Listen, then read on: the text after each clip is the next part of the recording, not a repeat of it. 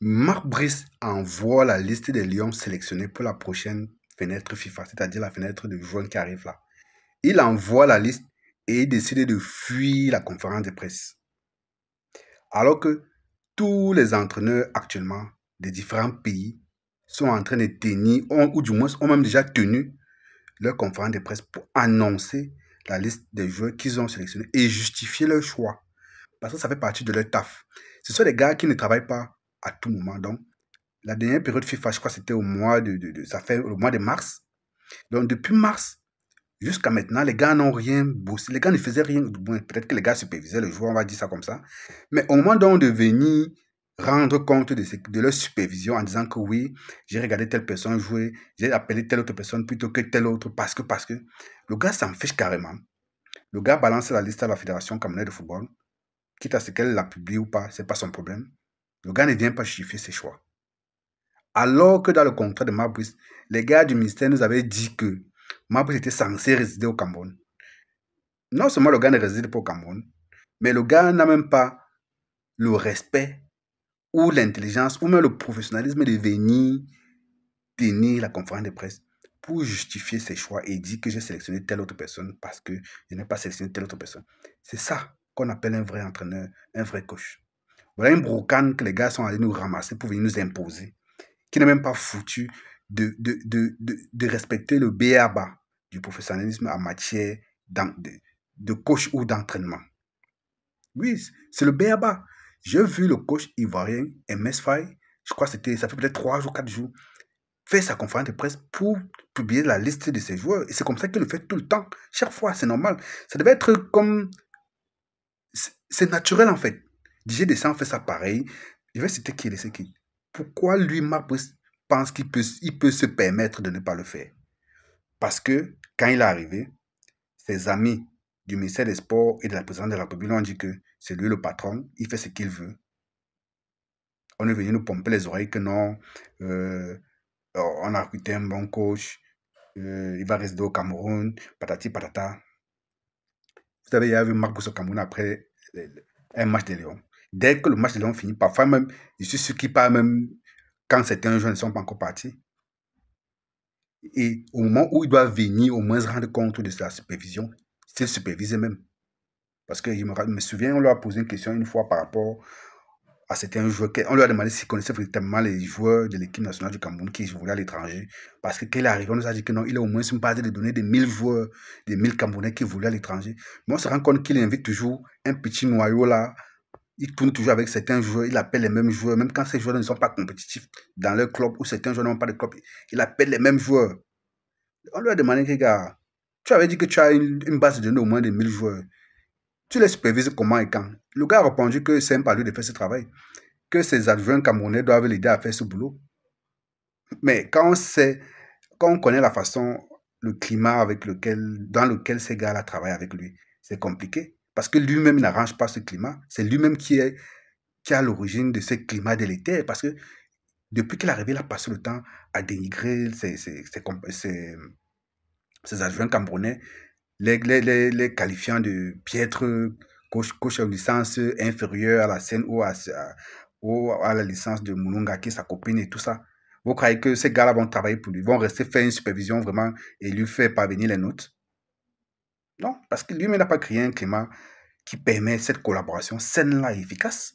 Donc, c'est à lui de faire le boulot. Ou il fait le boulot avec sa copine Mounonga, ou qui quitte la sélection, c'est tout.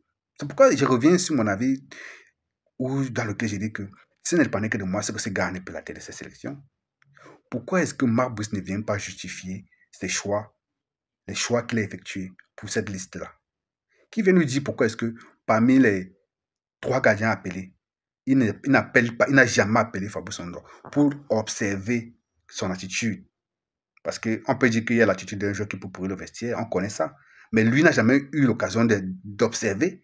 Donc, quel argument il peut donner jusqu'à dire que c'est un joueur de seconde zone, un gardien de seconde zone? Ouais, regardez la mentalité d'un coach qui vient nous expliquer pourquoi est-ce qu'il continue d'appeler Faye Collins. Qui vient nous expliquer pourquoi est-ce qu'il appelle Christopher Wu et il n'appelle pas Christopher Wu, il appelle Faye Collins, alors que Faye Collins n'a... En tout cas, ce sont ces gars-là qui l'ont recruté. ces fonctionnaires du ministère des Sports, Moele Kombi et ses amis de la présidence, qui ont dit à Marc Brice que c'était le patron et qu'il ne devait pas rendre compte à la Fédération camerounaise de football. Sinon, je suis sûr que Samuel Eto'o-Fils ne peut pas laisser de telles conneries passer. C'est clair. Ça n'a pas de sens. C'est vrai, on a relevé certains points positifs dans l'une de mes précédentes vidéos. Il y a les points positifs de cette liste. Il y a les retours salutaires. On a vu le retour de Castelletto, le retour d'Olivier Kemen. On a vu l'entrée d'un joueur du championnat local. C'est bien. Mais ça doit être après un an à la tête de la sélection, on doit s'attendre à mieux que ça.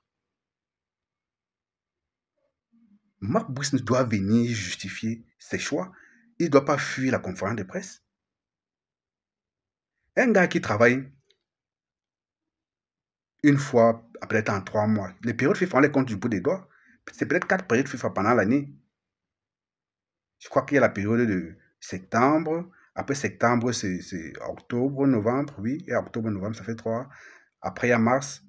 Oui, mars et juin. Bon, disons, il y a 5 périodes FIFA autour de l'année. Donc, il l'a appelé à travailler 5 fois par an pour un mirobolant salaire de millions de francs CFA. J'ai oublié le montant de son salaire là. Mais c'est un gros salaire. Le gars n'est pas foutu de venir. Quand il vient, on paye le billet d'avion. Ce n'est pas avec son argent qu'il paye le billet d'avion. Le gars n'est pas foutu de venir tenir une conférence de presse pour expliquer ses choix, alors qu'il est censé même résider au Cameroun. Et après, quand on va dire qu'on réclame le départ de cette Bocane, on va dire que non, il a les résultats, le seul travail. Les amis, je ne peux jamais souhaiter que l'équipe nationale du Cameroun perde parce que je ne veux pas que Marc Brice soit là. Ça, je ne vais jamais vous dire ça. Je ne peux pas avoir, je peux même pas d'avoir pensé comme ça là. Mais sauf que il faut également avoir le courage de dire que c'est pas comme ça que les choses doivent se passer. Depuis, on a eu un certain nombre de victoires. Je dis bien un certain nombre de victoires. C'est salutaire. Mais est-ce qu'on devrait dormir sur les lauriers? Est-ce qu'on ne devrait pas se préparer à être meilleur? Parce qu'il y a des compétitions majeures qui arrivent. On doit rencontrer très prochainement les pays les mieux structurés par rapport à ceux qu'on a déjà eu à jouer, à rencontrer.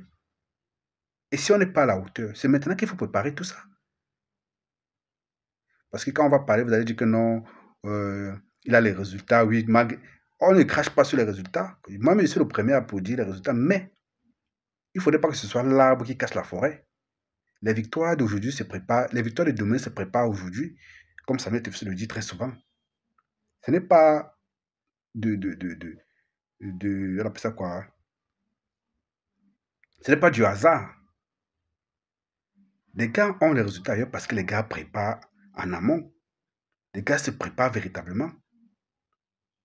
On ne tâtonne pas.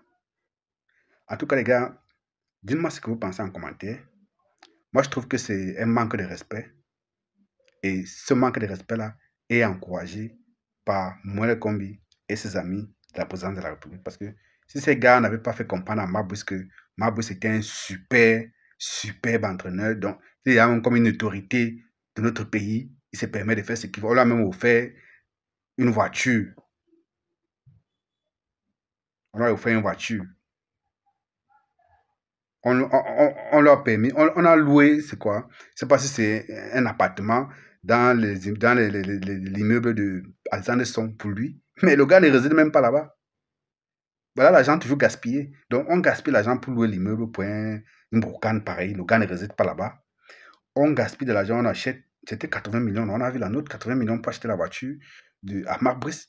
Mais le gars n'est même pas foutu d'être là. Donc on lui crée certaines commodités qui vont faciliter le fait qu'il reste sur place. Le gars ne reste pas. Mais les gars ne disent rien.